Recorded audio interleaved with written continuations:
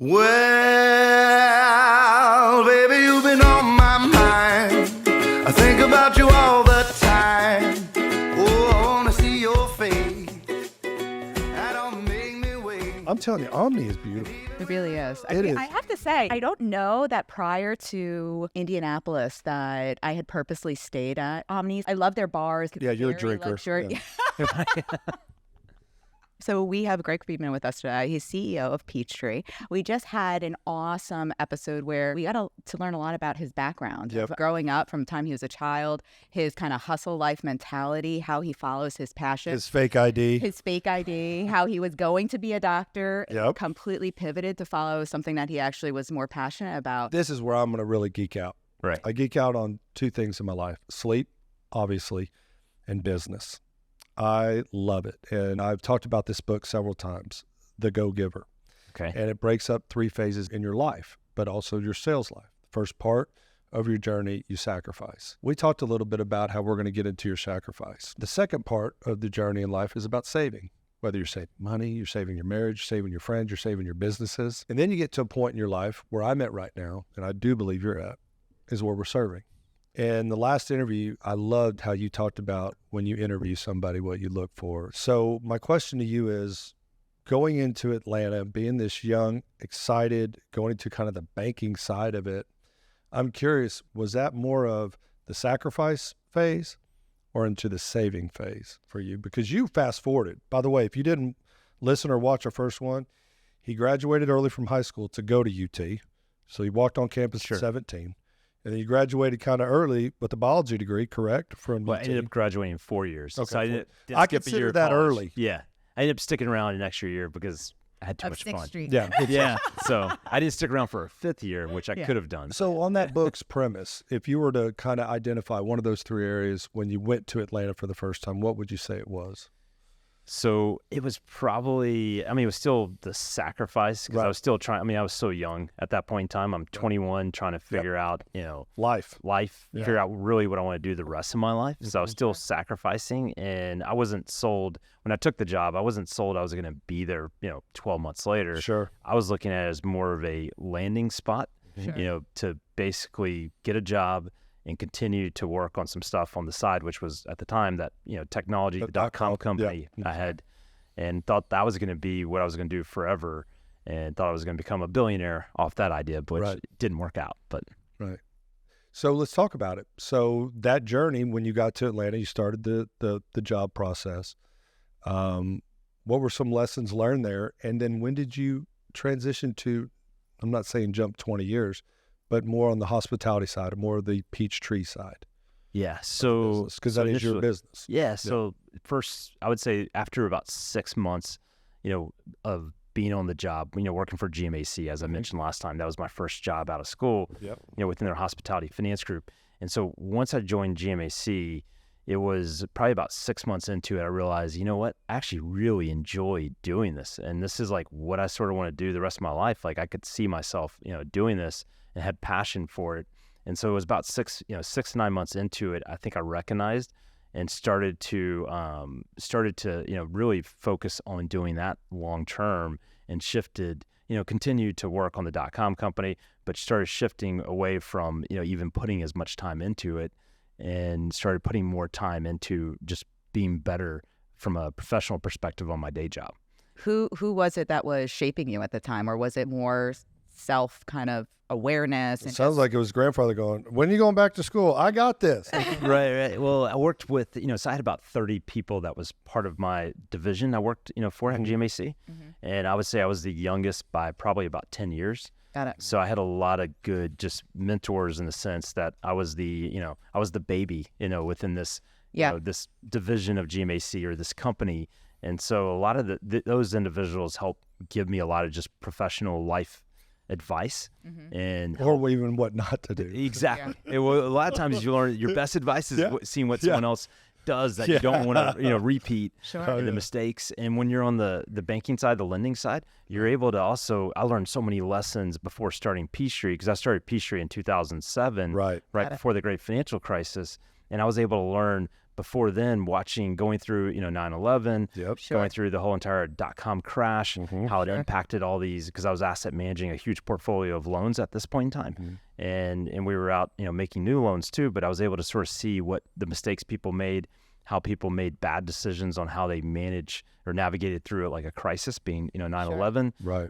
from a business perspective. Sure. And that really shaped how, when I started my company in 2007, sort of shaped how I wanted to, focus and really what I wanted my company to end up being. Yeah. So it sounds like there's a big combination of passive and active learning, like the active learning of this is what I'm doing and I'm actually making decisions, and then more of the passive learning of that, seeing what's going on around me. Now, it's interesting that you've described that you were about 10 years younger than the majority of people around you. You even purposely stated you were the baby of the group. Was it that everyone kind of put you up on their level, or did they kind of Yeah. treat Was you? there someone that Yeah. took you under their wing Yeah. as the mentor, or did you just run? Sure. So I think because, at the time, the person I worked for, I think I gained a lot of respect of that individual as well as everybody I worked with, because I was putting in the hours out. I pretty much outworked everybody. There you go. Sure. And that was, my reputation Yep. back when I was, back at GMAC, is that Sure. I would work, weekends. I'd work Yep. till late at night. Sure. I had no issues with traveling ever. Right. And so, a lot So of you stuff were sleeping great. I was sleeping, yeah. I was sleeping really great. I was sticking that 3 to 4 hours, sleep time, maybe 5 sometimes. But so, I gained that respect. And I think Right. that's what allowed them to continue to want to help, Sure. in my Yeah. development. During this journey at GMAC, you're like, okay, I'm really liking this, but there's a different aspect here. Right. I sold off or got rid of the .com company, and now I'm just focused on this. I got these mentors that I like. I'm well respected, Right. making some good coin, I'm Yeah. assuming. But there's something else. Yeah. There's something else. Was Peachtree, the name itself, something that you had thought of years before you actually started in 2007? The concept and everything, was it something that was brewing always? Sure. Okay. So it was something going back to about 2003. So I have Okay. a partner, I have 2 partners in Peachtree in the business, but, I had one partner at the time that back in 2003, we went out and said, okay, we want to go buy some hotels together. So we started talking about it Love it. around 2003, 2004. We just never bought anything together till 2007. So we spent a bunch of time looking at hotels to acquire, looking at sites to develop new hotels, and then eventually did our first deal together in 2007, in May of 2007. So it was the absolute worst Worst time. time. Yeah. I mean, all time to buy anything. So I guess even before going into that, why hotels? It was, at this point, it was what I knew really well, just from a professional perspective. From Granddad. Well, from a professional, just from a job, but then Got it. personally, I knew it as well too. Got So it. I had that personal background. Got it. So when you were at GM, part of the assets that you were managing were It was purely, I would say 90% of the assets I managed was hotels. Like we had some exposure to like restaurants. And kind of, so there was probably some kind of tie. Yeah. There was, Correct. exactly. There was connectivity there through the family and so Little forth. And plus, hospitality. and plus, what a way to get your grandfather off your back to saying, "I'm buying hotels, man." Yeah. Well, yeah. So he was definitely at that point in time, he was excited that I was actually, making that Absolutely. entrepreneurial, jump.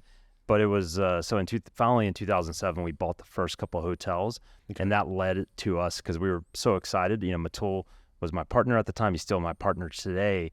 And the two of us went out and bought, ended up buying like 8 hotels together. And then we developed several hotels from the ground up. Well, okay. Yeah, The name Peachtree, sure. I love it. I love it. How did you come up with Peachtree? Because Atlanta. every street in Atlanta is called Peachtree, so we Okay. might as well have a company called Peachtree, right? Okay. So that's All right. we were pretty creative. You can tell we're very innovative. Well, it's funny. on So name. no one had the domain. No one had the. Nobody had the name at the time. So, Okay. That's yeah. so funny. So when I very first heard the name from another person, general Sure. manager at another hotel, I was like, I love that name.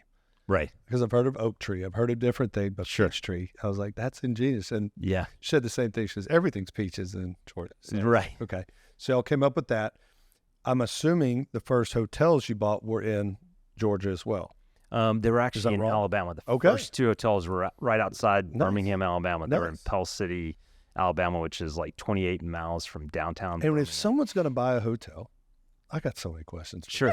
Yeah, go for it. You can see how excited. Yeah, I It's like just a, love it's like a kid in a I love candy talking store. about this stuff. So So do you go for a boutique hotel or do you go right for the Hilton, the Marriott, the Sheraton, and then I'm sure navigating through boards and through stuff, how do you just buy a hotel? Yeah. So, I mean, there's obviously a whole entire, investment market where you can go out and, there's brokers that specialize in selling hotels. Yep. To your point, there's all sorts of types of hotels. I mean, there's like limited and select service hotels, like Hampton Inns, Holiday Inn Expresses, Marriott Courtyards. And just for our audience, when you say limited and select service, what exactly does that entail? Like, what is? Yeah. How do you characterize? No happy endings. Yeah. No happy No, I'm endings. kidding. Dan. So they don't have friendlies nearby, is what you're telling me? Right. Yeah. So it's literally just limited offerings within the Got it. hotel. Don't so get room service. Don't get, Got it. stuff. exactly. Got it. So you've got, You get free bed bugs. That's great. yeah, you don't have to pay for that. You don't have to pay for, so you get very limited services, and you don't Got have to pay for, you don't have So like it's the your restaurants. No frills. Exactly. So You it's, use it to go to sleep. Yes. It's all about, within those hotels, it's all about putting heads in beds. To me, it's the best segment to focus on is that limited select service. So you and found extended stay. two outside of Birmingham and went, okay. Yeah. Can And I Can I ask what brands they were? It was a Hampton Inn and a Holiday Inn Express. Okay. So those were Were the they first right two. next to each other? They were literally right next to each other. Yeah. I'm with you, man. And we thought we hit the jackpot. Like, we bought them. The hotels did really well for the first year, and then obviously great financial crisis, and the business just fell off a cliff there. We'd bought two hotels right after that in Starkville, Mississippi as well. Great place. Right next to Mississippi State University. Yes, sir. Yeah. So it was those hotels just crushed it through the great financial crisis. So I lost 35% of my portfolio between 2007 2009 because of the financial crash. Right. Nobody was going to go stay at a hotel. Right. Unless they didn't have a home, because that's where all the homes got out. But, Sure. Yeah. So during those 3-year periods, smart people unlike me start buying stuff, or were you like freaking out? I mean, you just started your business. Yeah. So just started the business. That's when I made a pivot, I guess you could argue. So went out and started buying debt against all these commercial real estate assets, primarily hotel assets, and was buying, debt from banks that were unloading at huge discounts because of all the regulatory pressure and all the, challenges at the underlying asset levels across these hotels. And I know this sounds properties. horrible. So. I don't believe in coincidence. And so when other people's hardships, it's also blessings. Right. And I think this. Well, everything happens for a reason. Yeah. I think that we've had those conversations before. Yeah. Is that sometimes the worst things reveal the silver lining. Sure. And so, clearly it was still a devastating period of time, and so don't want to minimize that. But it really clearly sounds like where there is a major national stressor that you were able to look at it and say, Here's an opportunity. how do I not only survive, but how do I thrive? Right. And so I guess that is, again, from our last episode that we did with you, that kind of that resiliency and also that capacity for change and pivoting. And so that really is quite remarkable. And let me be clear, it was a win-win. You're helping them. Yep. And you're investing in your future. So I don't maybe Oh, say, no. No, 100%. I didn't say you were taking advantage. I just want the audience to know that. No, 100% not. Yeah, no. So I was very successful at partnering in some cases, even with banks, where we went and bought paper from other banks and bought paper from even the FDIC at the time was taking over so many banks. Oh yeah, they did. And that trade worked out really well for me. So I made a lot of money off that trade. You and your partner. Continue to acquire and develop hotels even in that time period because you could buy the real estate so cheap because so many groups they were under pressure just from a standpoint of the performance of the hotels were down so significant. Right. My gosh. So how many hotels were you able to, you don't have to answer this if you're uncomfortable, from 2007 2009 you started off with the 2 in Alabama, then you went 2 to Mississippi. How many did you end up having by the end of 2009? By the end of 2009 we had so going back to by the end of 2009 we had say 8 hotels that were up and now running. Did you stick in Alabama, Mississippi? So it was Alabama, Mississippi. We had a hotel in North Carolina, one up in Indianapolis. We had one hotel up in Corydon, Indiana, of all places. And then I said we had one hotel in Indianapolis. We actually ended up with 2 hotels. That second hotel had just opened, I think, in 2009, if I remember correctly. It was under construction. So, yeah. So, man, things are really starting to roll fast for you. Yeah. From a concept, from a passion. Sure. Great partnership, a crisis. Yep. Now it's happening. Like, this is life. You Right. talked about living life. Are you still in Atlanta this time? Yeah, still in Atlanta. Or Georgia, outside Yeah. of Atlanta? Yeah. Yeah, so at this point in time, in 2009, 2010, I lived in downtown Atlanta. Okay. So, Yep. so I was still in Atlanta, and it was obviously super scary, but it was super exciting too, because just all the chaos Yeah. was, and anytime there's chaos, I sort of thrive in those environments Yeah. Sure. because, I tend to, like, to your point, be resilient. So, Right.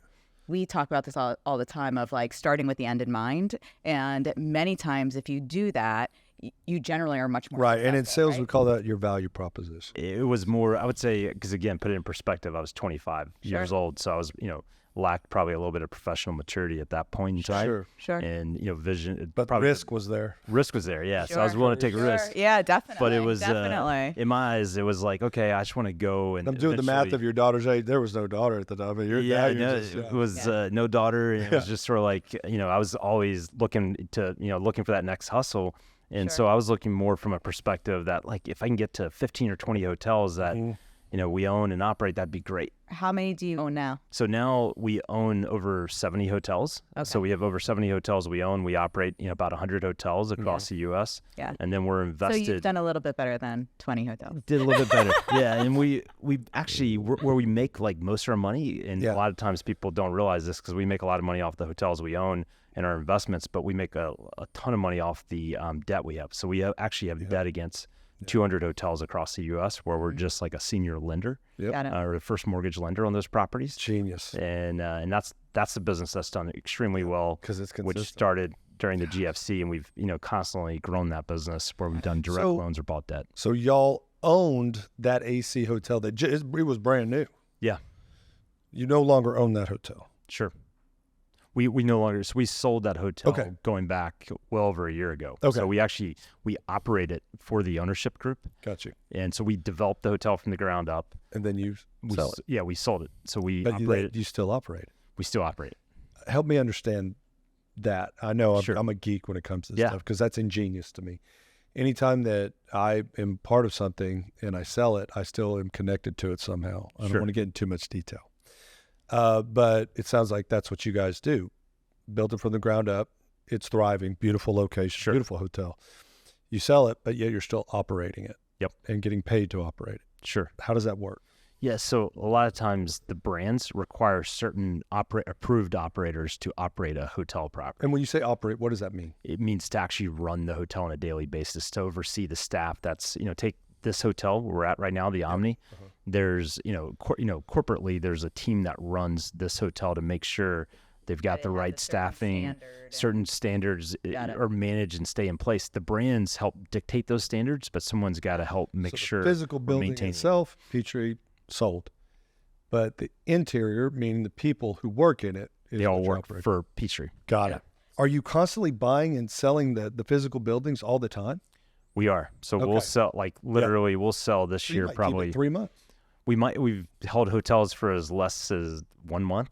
Believe it or not, we'll buy a hotel and flip it pretty Okay. quickly thereafter. But in most cases, we own hotels for 3 to 7 years. Is the plan, and you can share this or not, Sure. is the plan to do that, build it, and then operate? So you're actually selling, but yet you're still operating. Usually, we don't want to retain the operation. Okay. So we don't have a problem retaining the operation, just to be clear. But it's, for us, we're making our money because the operation side of the business, there's not a lot of money to be made. It's I was going to ask that question. yeah, so it's not a super profitable business. Where the money is made is on the investment side of Gotcha. the business. And so that's, for us as an organization, we want to be able to invest in new projects and then turn around, get the projects open, have them be successful, have them cash flow, Right. and then look to sell that asset. So when you started Peachtree, it was just you and your partner were the only 2 employees of Peachtree? We were the first 2 employees, and then we had, going into 2008, 2009, we had like a team of like 6 or 7 people. All right. Oh, wow. So as of today, as you're sitting on our couch, how many employees do you have? So corporately, we've got over 250 team members, and then out in the field, we've got over 3,000 Oh, wow. team members. Yeah. Because that would be considered, that's awesome, man. Yeah. That's awesome. It's How you great, and there's a sow lot your of seeds and I just love things Right. out, I'm right? geeking out. Yeah. I just think, because if you think about it, from initiation, I'm not talking about the idea, but you can even say that in Sure. 2003 till now, it's been 20 years since the idea. Yeah. right. And in 20 years, not that strong in math, but the growth potential. So congratulations on that. Yeah, thank you. I love success stories You and love sex stories. I love suck. He loves successful sex stories. It literally said, I love sex stories. We're not going to ask Greg any of those questions. But I really do love success stories. I mean, y'all are probably buying properties right now. Yeah, I mean, we're always buying hotels. I mean, we bought hotels this year. Like we bought the Hampton Inn right down the street from here, right next to the University of Texas at Austin. So here, right next between the Capitol and the university. We'll buy probably another, over the next 12 months, we'll probably buy 10 or 12 hotels. And then we're developing. We have a lot of hotels under construction across the U.S. We've got 8 or 9 hotels under construction as we speak right now. And then we'll probably break ground on another 6 or 8 hotels over the next 12 months too. As you know, I was reaching out to a bunch of different people in the hospitality business on LinkedIn, and so connected with a variety of people within Marriott and in Hilton. And was asking everyone the same question, like, I want to understand what the sleep strategy is, right? And so I connected with Greg, and I was like, listen, I'm really interested in the hospitality business. I want to understand the sleep strategy of like, what are you guys thinking? And so his response was, well, I wake up at like 4:30 and I'm like, well, that's very interesting about your specific sleep strategy. but tell me a little bit about when you guys are building, right? Yeah.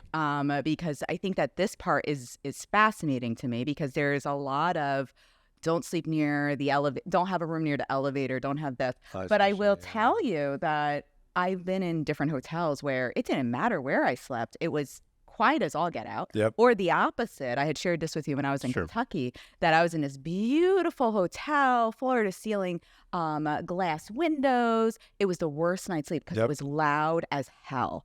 And so with that stated, since you are part of the construction, is there a specific team or organization that actually looks at these factors, and how does that play into, I'm sure it's probably related to what level, like you're saying, a limited. Yeah, so a lot of it's, brand mandated. So brand mandated being like Marriott, Hilton, and within the specific brands that they represent, like Marriott AC is a good example of a hotel. We own a lot of Marriott ACs over time. They have certain requirements and certain specifications that they want to see, like on the bedding and how the room is laid out.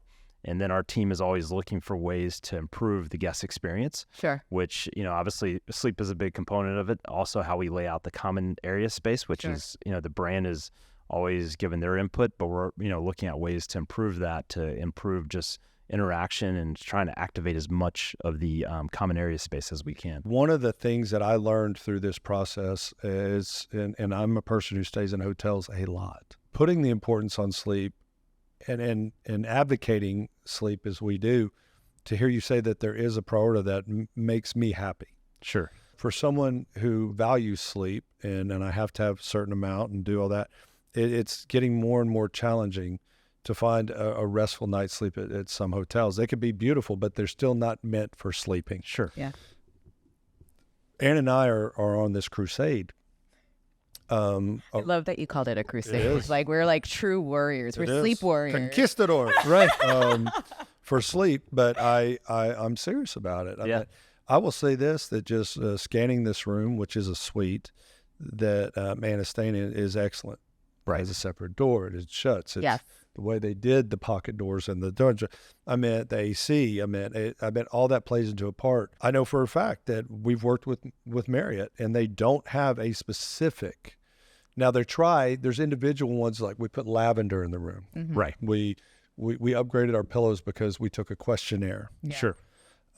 We they upgraded have our like the WeWork sprays, Yeah. things like that. Yeah. So it's interesting you bring it up, because the brands, I say the brands, the hotel owners too are guilty of it as well. Sure. Like the business is all about putting heads in beds, Right. So it's all about sleep. Sure. So it's about what y'all do, but there's not a lot of money and not a lot of time is dedicated towards how do we have the perfect night sleep, right? Yeah. And to your point on lighting, beyond just the bedding, bedding's always been a big push by the different brands. Like they roll out, new mattresses or whatever the case is, but it's more to it than that. The lighting has to be very thoughtful, probably the layout of the room, the temperature in the room. Yeah. And Temperature is key, definitely. Yeah. And that's actually a part of a major challenge. The hotel we were all staying at, it was one of those hotels where it was kind of like one of those wall unit type of air conditioners. And I literally did a recording of it, and I had like a little airplane coming on, because that's what it sounded like, an airplane coming in off.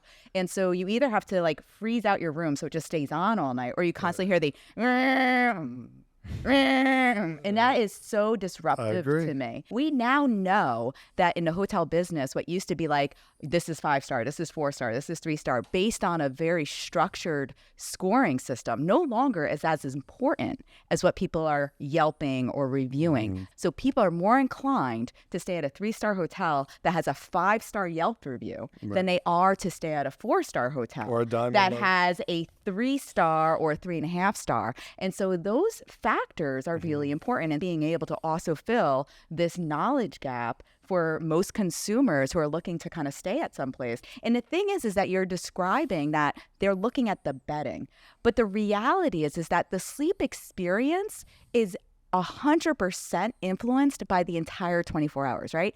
It starts with, I wake up, what am I able to do during the day? What is my access to food? What type of food is it? Right. What is the relaxation experience? Do you have spas? Do you have a pool? Do you have a hot tub? Do you have these types of things? Those things influence not only my perception of the hotel, but my ability to transition to being able to fall asleep.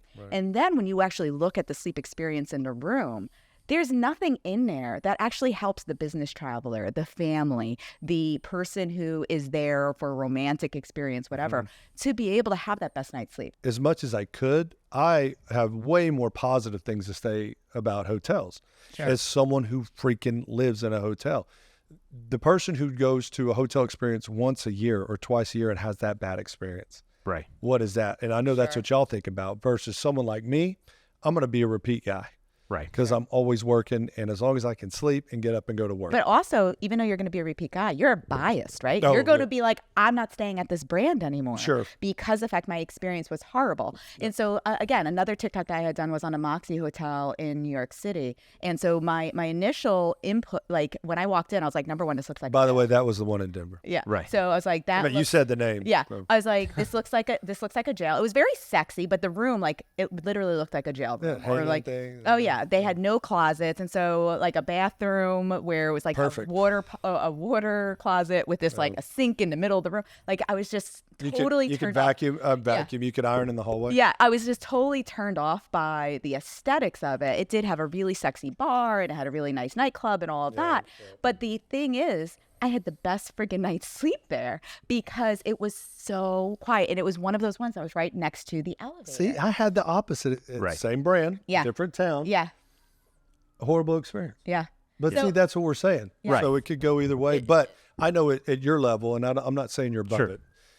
Do you hear those things? Yeah, I mean, we talk about it as well because, like, when we're choosing which brands to develop, it's like, who does the consumer, the guest, what do they favor? What what are they going to choose in that specific location? Because to your point, Moxie's going after a totally different guest Yeah. than say Hampton Inn Hotel. 100%. So it's Moxie guest is wanting something that's going to be a little bit edgier, have a little bit more of an experience to it. Sure. Yeah, they want to be able to have drinks at nighttime. Yeah. It's not the experience in the bedroom. It's the experience at the bar. Exactly. And the Hampton Inn guest wants to have a good night rest, Yeah, right? Like exactly. They're going to value that Exactly. piece more. So, Yeah. I know that you had mentioned that you guys are branching out, Sure. and I definitely want to plug this. Yeah. Not just in hospitality, not just in hotel. Yeah. Tell me about Peachtree Group. Sure. Yeah. And Yeah, what there is was a unique- recent rebranding, correct? Yeah, we did a rebranding, and we're a private equity firm, so we're a vertically integrated private equity firm. We've got $2.5 billion of equity under management across about $6 billion of assets, and 90% of those assets are hospitality or hotel related assets. But that does expand across the credit space as well as the equity space. Okay. Credit being debt. Yep. And then we own all these different businesses that really service the investments we make. So we own Gotcha. the property management company, Peachtree Hospitality Management. We've got a development company. We have a lending platform. We're one of the largest lenders within the hospitality space, but we also lend across all commercial real estate assets. And that's a business that's a huge growth vehicle for us as an organization. Sure. We own a business that actually finances like the production of films. And that's another, growth vehicle fascinating. for us as well. We own a business that's in the resi space that goes out and buys larger tracts of land that we entitle into subdivisions and we sell off the lots. So wait, so you public guys are home making movies? We're financing the Production. production. Okay. We're financing the production. Got it. So I'm not the one Got it. actually making the film. You're not like You don't want behind. me to be the guy. I would lose, I'd probably lose focus doing that, but or lose interest pretty quickly. But we're the one providing the capital. Yeah, you're Got behind the Yeah, production. so we're financing Excellent. the actual. It's like a. It's So are almost, there any recent films that you guys have produced that we should be plugging right now? Or I mean, there's talking a bunch of films. So we've done about a dozen films that are all like. Some of them are out right now. Like Okay. for instance, there's a movie called Muzzle, 57 Seconds. There's Desperation Road. Okay. All those have just recently been released. There's a bunch That of is films too behind cool. All right. Yeah, So if you guys so- are watching this, make sure you're checking those out. What are they called? Muzzle, 57 Seconds, and Desperation Road. I just think that diversifying it. Right. and growing like that's the future. Yeah. But I wanted to mention it because when you are able to employ that many people, it goes to that final stage that I was talking Right. about of service and serving. Yep. What a blessing. And so when I meet with CEOs, I always try to remind them Right. what a blessing you are to allow people to support their families, to save money, to Sure. go on vacations, to go to these hotels, you're playing a role, you and your partners are Sure. playing such a huge role in that. And if nobody tells you that, or you haven't heard this in a while, thank you. You give people opportunities to work. I don't care if you're red or blue or whatever, green, and you vote. I don't care what side you are, where you live. When I meet with people who give people opportunities to work, I always want to say thank you. I appreciate that. We're so conditioned to do it for our servicemen Sure. and women, Yes. which I think we should. Yes, we definitely But should. thank you. Thank you Yeah. for hiring people. Yeah. I mean, how many employees now? Yeah, so we've got over 250 corporate, 3,000 plus out in the Yeah. Look at field that. at the And it's hotels. not even considering all the people who they're financing. Like Yeah. that's, businesses you that know, aren't direct I want you to employees. know that I'm grateful for that. Yeah. Like, how great. And then that helps our economy. Sure. It helps people sleep better at night. There Yeah. you go. And it's a huge honor, to your point, to be able to do that. But it's also a huge. I mean, we're accountable to these individuals, and Sure. the decisions we make on a daily basis. So the Sure. decisions I make, how I show up, could impact the lives of beyond just directly the team members. To your Sure. point, the family members, and something ends up impacting tens of thousands of people when you think about Yeah. it. Yeah. And if they How do you manage that on a daily, like a day to day? Like that is a huge pressure. How do you respond to that? I just try to make good, sound decisions, right? Like Yeah. you try to make Lean into the decisions that are blessing of best it, for yeah. the organization. Sure. And it's because when I started the business, it was all about myself, my partner. Mm-hmm. Now it's all about the team. Do you use like exercise, diet? Do you do yoga? Like you're a big yoga guy, right? And meditation. So Now I'm lifter. So do you utilize any of those types of things to kind of keep yourself centered, right? Because it's easy to kind of become hyperfixated on work, but at the end of the day, you're your How best, are you taking care of you're yourself? your best Yeah. self when you're taking care of yourself. So what Yeah, are the so things you I'm do? big about exercise. Work out every morning. I try to keep to the same schedule, no matter if I'm in Atlanta or Los Angeles or Phoenix. And so I tend to, wake up at 4 a.m., work out for 2 hours. I run, do weights, and then tend to, get straight into working or going to meetings. And so I try to keep to that schedule. And that I find that consistency. works way better than cocaine and whiskey. It does work a lot better. So, although it is Not just that me. either of you would know that. That's just me. right. I'm the cheesy one of the group, so I hope I didn't get too emotional on No, you. but, not at all. I really appreciate your time. Yeah. Time is the most important gift we can give to people, and for you to take time to do our podcast means a lot. Learning about your upbringing, so you shared a lot, so I appreciate you being honest and kind of delving in a little bit of vulnerability, Right. talking about the divorce and your family dynamic and where you've come. I think the boldest step that I'm going to take from this is your relationship with your grandfather. Like a mentor, someone you loved, he challenged you and you answered that call. And also the way you interview people. And so I'm just truly blessed to have you on. And you want to, I just appreciate you sleeping with us. yeah. Right. So thank you. I appreciate both of y'all. Yeah, and I appreciate thank what you. you guys are doing on educating sleep. So Thank you. Thank you for sleeping around with Dr. Ann and Matthew and Greg. I really do appreciate it. We're just, Keeping it between sleep friends. Dan, I love you. Thank you, buddy. thank you. Bye.